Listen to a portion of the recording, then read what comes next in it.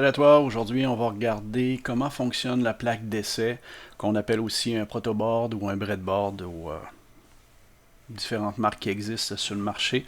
Donc on va regarder ça dans l'ensemble. Donc la plaque de montage qu'on te prête à l'école ressemble étrangement à ça. Okay? C'est composé comme de plusieurs petits blocs qui sont réunis ensemble.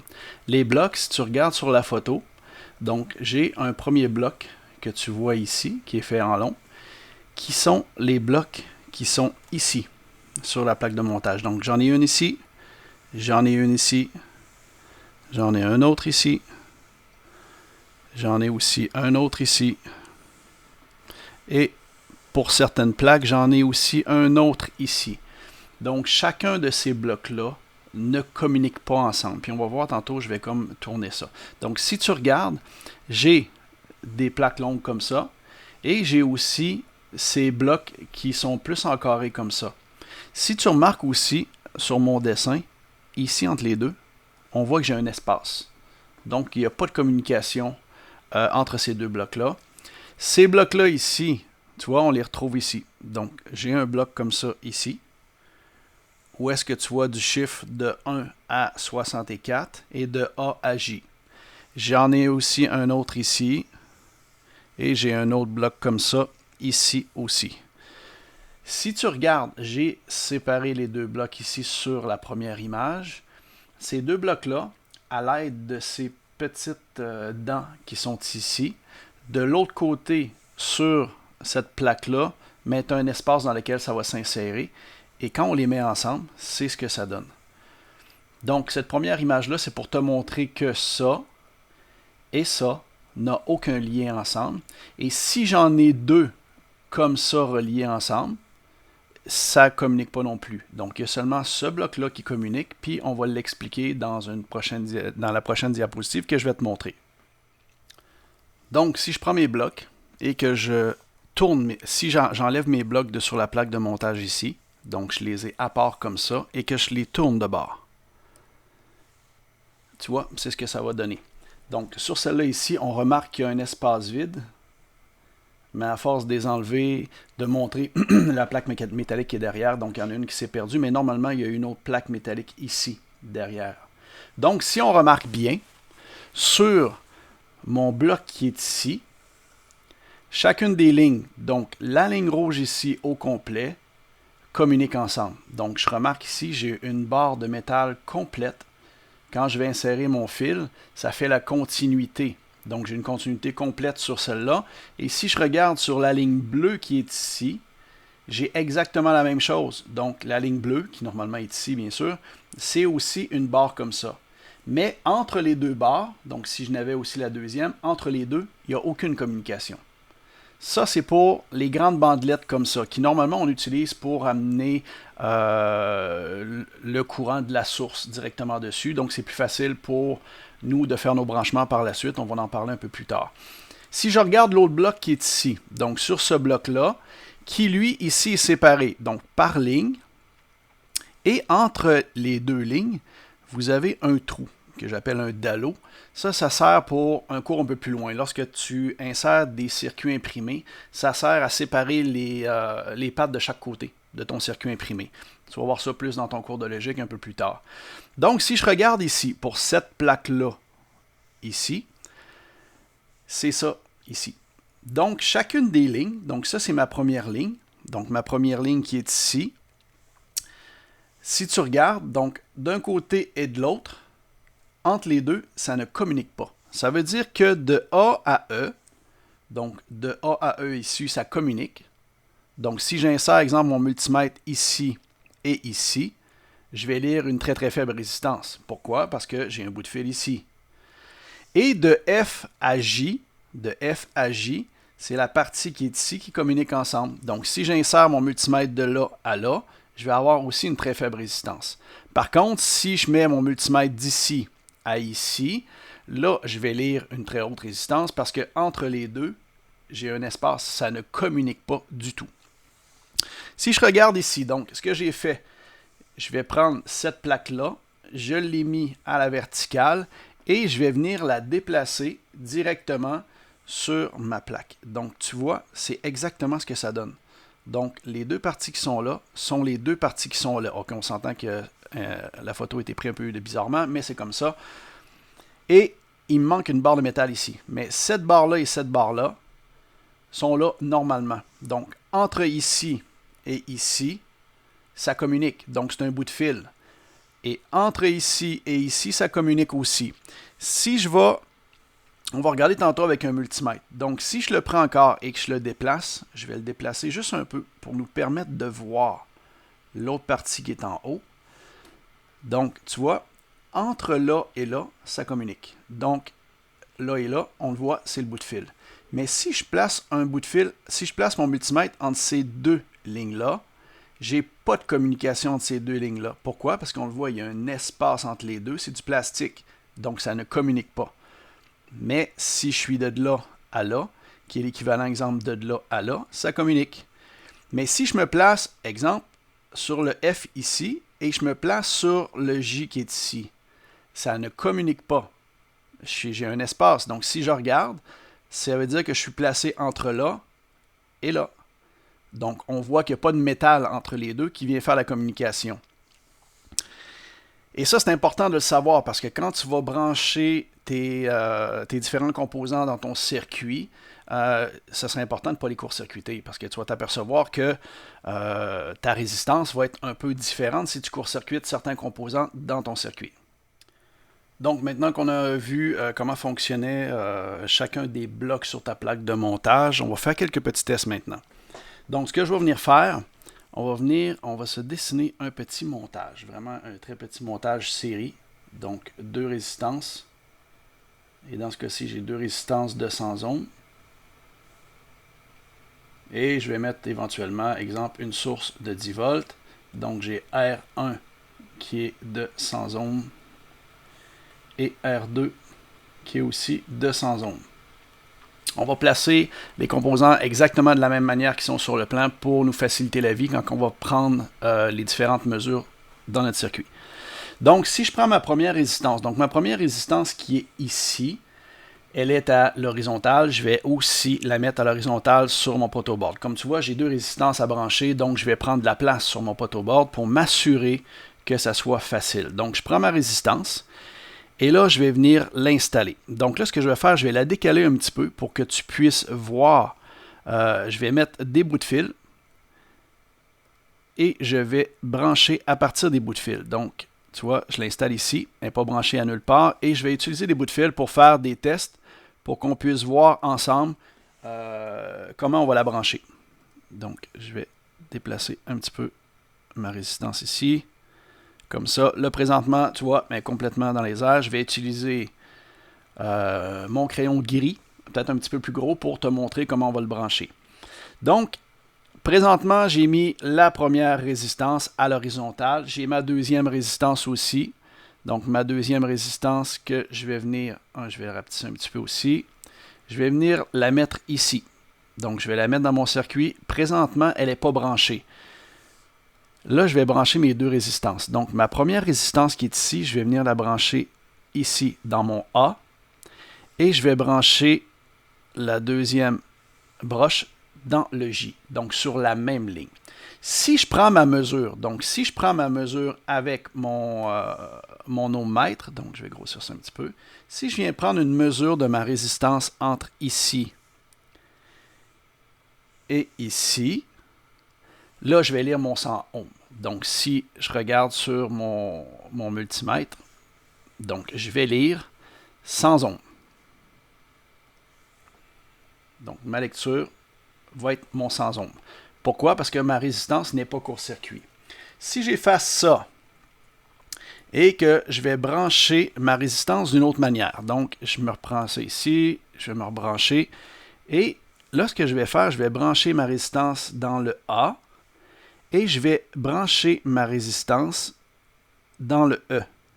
Donc, sur la même ligne. Tu te souviens, tantôt, on avait dit que c'était court-circuit.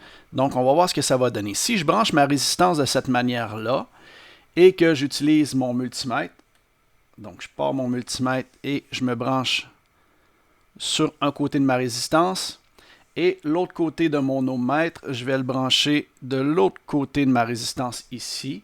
La lecture que je vais avoir sur mon ohmmètre va être très très près de 0. Donc très très près de 0 ohm. Pourquoi? Parce que je l'ai branché sur une ligne qui communique ensemble. Donc cette ligne-là ou cette ligne-là, tu vois, ça court-circuite. Donc c'est comme si je prends juste une résistance, dans mon circuit, je n'ai inséré un bout de fil comme ça à ces bornes. Donc si je branche ma résistance sur cette ligne-là ou cette ligne-là, peu importe où est-ce que je vais être, donc je vais lire 0 ohm. J'ai court-circuité ma résistance. Donc faire attention comment on va brancher notre résistance. Donc première résistance, je vais la brancher comme on vient de se dire. Puis il n'y a rien qui vous empêche aussi, si tu ne veux pas te tromper, exemple en A, puis je vais brancher la deuxième ici, là. Donc, ce qui est important, c'est qu'il n'y ait pas de communication entre les deux broches pour pas que ma résistance soit court-circuitée. Maintenant, mon autre résistance qui est ici. Si je décide que je branche ma résistance ici et que je branche ma résistance ici, donc de plus à plus, je te laisse, pendant le temps que je vais décider mes probes de multimètre, réfléchir à qu'est-ce qui va arriver. Donc, je pars de mon rouge, je vais prendre ma lecture ici, au bord de ma résistance, et je prends ma probe noire et je vais mettre à ces bornes. On voit que je suis toujours en mode ohm, donc je lis ma résistance. Si je me place comme ça présentement sur ma résistance, on ne la voit plus beaucoup. Si je me place comme ça sur ma résistance, exemple, je vais me placer ici. Je suis branché sur la ligne rouge, mes deux pattes sont branchées sur la ligne rouge. Je vais lire à mon multimètre 0 ohm. Parce que mes pattes sont sur le même circuit, donc c'est pas le même circuit, mais sur la même ligne. Donc la ligne qui est ici communique ensemble. Donc c'est comme si j'avais fait, encore une fois, étant donné que je suis à R2, j'avais fait un court-circuit entre les deux comme ça. Donc c'est exactement la même chose que j'ai fait. Donc pour que le branchement soit correct, je peux me brancher, je pourrais brancher ma résistance, exemple ici, brancher aussi ma résistance ici, et je serais correct. Ça serait le plus facile. Ou si vous voulez utiliser le plus et le moins, tu peux toujours te brancher dans le plus ici, sauf que l'autre patte, tu dois la brancher dans le moins. Je ne te conseille pas de le faire. Pourquoi? Parce que normalement, on utilise ces grandes lignes-là pour amener l'alimentation, et tu vas voir, on va le voir un peu plus loin dans cette vidéo-là. Donc, mon branchement, je vais le faire entre ici et ici. Je me laisse de l'espace en masse. De toute façon, j'ai deux résistances à mettre sur ma plaque de montage. Ma plaque de montage est grande. Je prends de l'espace. Donc là, présentement, si je prends mes lectures de mes deux résistances, je vais lire sans ohm à chacune. Donc, si je me place ici et que je place mon autre sonde ici, je vais lire sans ohm parce que je ne suis pas court-circuité entre mes deux pattes. Par contre, là, j'ai mon circuit complet. Normalement, nous, ce qu'on voudrait faire, si je veux lire en mode ohm, je voudrais me placer entre là et là, puis lire mon 200 ohms. Je suis en série, deux résistances en série de 100 ohms qui me donneraient 200 ohms. Mais là, présentement, si je me place entre là et là, je ne lirai rien. Donc, ce que tu vas lire sur ton multimètre, tu vas lire une très très haute résistance. Donc, il va t'écrire OL. Donc, la résistance trop élevée, pas capable de la lire. Pourquoi? Parce que entre les deux ici, j'ai rien qui communique. Donc, ce bout de fil-là ici, je ne l'ai pas encore. Étant donné que c'est des blocs, ça ne communique pas ensemble. Donc, on efface ça. Et là, on va continuer le montage. Donc, maintenant, on va effectuer le branchement de notre circuit de la même façon qu'il est sur le plan actuellement. Donc, on a placé à l'horizontale notre première résistance, notre 1 ohm est à l'horizontale.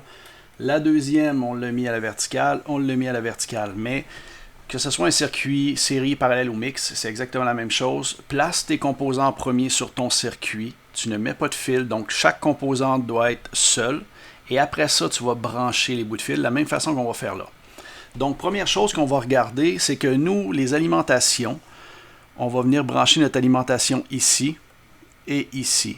Et ça n'a pas d'importance si ton connecteur en haut n'est pas rouge ou noir. Le principal, c'est que tu en aies deux pour être capable de venir brancher ta source CC pour l'instant. et de venir brancher aussi ton ohmmètre. Donc avant de brancher ton ampèremètre, tu branches un ohmmètre, ça te permet de vérifier si tu as la résistance totale et après ça de brancher ton ampèremètre. C'est une autre vidéo qui est disponible sur ma chaîne YouTube, donc je te laisse aller regarder ça, c'est très important avant de brancher ton ampèremètre pour ne pas rien briser. Donc on va utiliser notre pince ampérométrique en mode ohm comme étant une source et brancher notre ampèremètre dans notre circuit. Par la suite, on va être capable de mettre la source sans rien briser. Donc là, on va commencer par un premier branchement. Mais si tu regardes, je t'ai dit qu'on va brancher notre source à partir des connecteurs qui sont en haut. Mais entre le connecteur et la plaque de montage, il n'y a rien. Donc si tu prends ta plaque de montage, tu la regardes de l'autre côté, tu vas voir, il n'y a absolument rien, il n'y a pas de communication entre les deux. Donc ça va être important qu'on vienne installer, et là je vais mettre un fil blanc, pour qu'on puisse le voir, bien entendu. Donc, je vais partir un fil de celui-là ici et je vais l'amener sur le premier rouge ici en haut. Donc, pour amener mon alimentation sur ma première bande que là. Si tu n'as pas de bande en haut, c'est pas vraiment très grave. Amène-le sur la bande ici. Ça va revenir au même. Puis on va voir, on va devoir continuer notre branchement parce que présentement, on va avoir seulement l'alimentation sur la première ligne rouge ici en haut. On va faire la même chose à partir de notre noir qui est ici. Donc notre noir, pour que tu le vois mieux, je vais le déplacer et je vais l'amener sur la bande bleue. Donc je vais mettre peut-être un petit peu de noir ici pour te montrer la connexion. Donc la connexion va être sur la bande bleue et la connexion sur la ligne rouge qu'il y a là. Présentement, mon alimentation est en haut. Donc il n'y a rien qui m'empêche, si j'en ai besoin un peu plus loin, de prendre un autre fil que je vais prendre, je vais le prendre noir, tiens.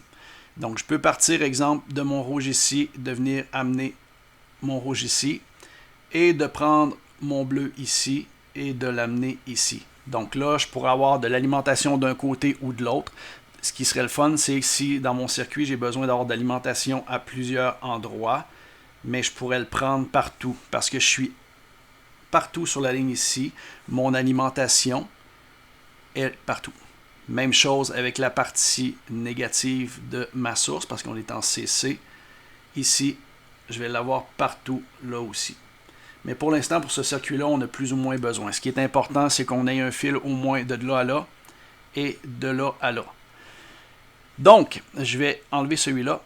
Donc, ça va éviter d'avoir trop de choses sur mon circuit ici. Donc, présentement, mon circuit, j'ai deux résistances. Les deux résistances ne sont pas connectées ensemble. Donc, je vais faire exactement comme sur le plan ici. Donc, je vais partir de ma source. Donc, je vais partir d'un côté de ma source. Je vais prendre des fils rouges, ça va être beaucoup plus visuel.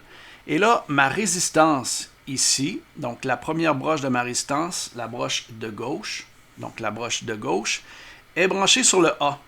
Donc, on sait que tout ça communique ensemble. Donc, de A à E, ça communique ensemble.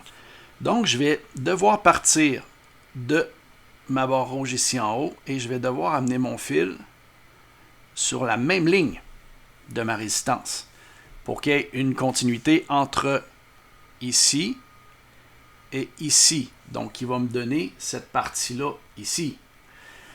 Après ça, j'ai besoin d'un fil qui part de la droite de ma résistance jusqu'au-dessus de ma résistance 2. Je vais faire exactement la même chose. Donc, la partie droite de ma résistance R1, donc ma première résistance de 100 ohms, est branchée ici, entre F et J. Donc, sur cette ligne-là, ça communique ensemble. Donc, je vais devoir partir mon fil de là et je veux l'amener sur le dessus de ma résistance R2.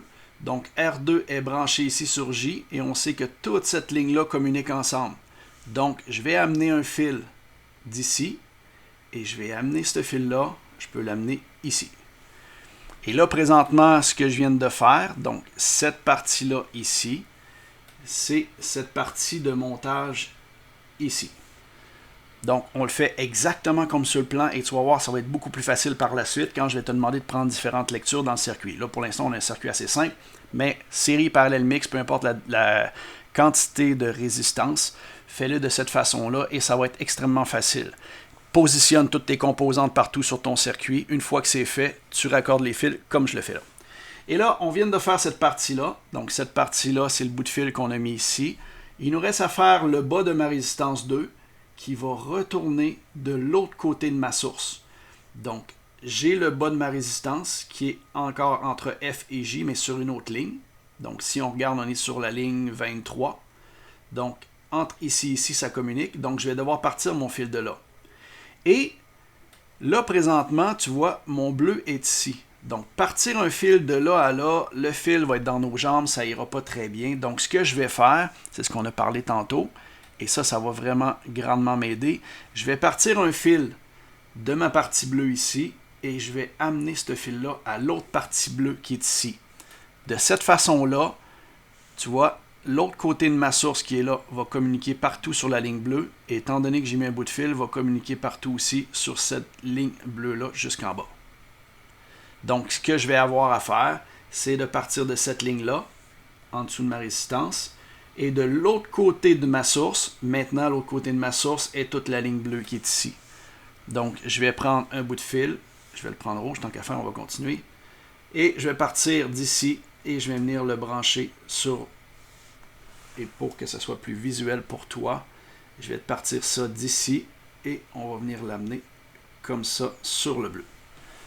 Donc là, présentement, mon circuit est continu, mon circuit est fonctionnel. Comme on a vu sur une autre vidéo, la première chose que tu dois faire, c'est de t'assurer que ton circuit est fermé, que tes résistances sont bien positionnées, t'assurer que les résistances sont bien rentrées aussi à l'intérieur. Donc, ce que tu dois faire au départ, on va le faire ici, mais sur l'autre vidéo, comment brancher un ampèremètre dans un circuit, je te montre au complet comment le faire, mais c'est exactement la même chose. Donc, tu vas prendre ton multimètre que tu vas mettre en mode ohm.